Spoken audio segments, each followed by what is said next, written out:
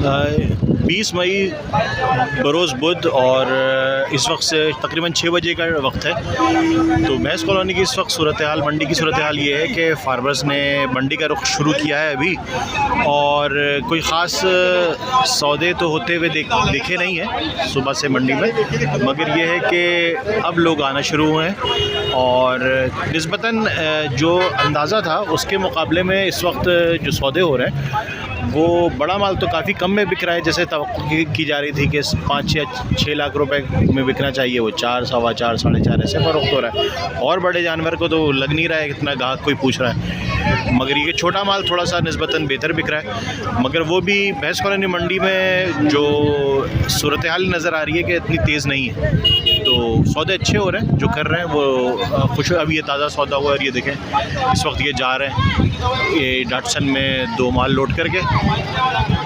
काफ़ी लोग लदे हुए हैं और अब सौदा होना शुरू हुए हैं। तो हो सकता है होगा इंशाल्लाह, तो बल्कि ये और 2 माल भी जा रहा है। तो अब सौदा होना शुरू हुए हैं, ये सुबह से अब निकल रही हैं गाड़ियाँ। इसके पीछे बल्कि एक गाड़ी और भी है।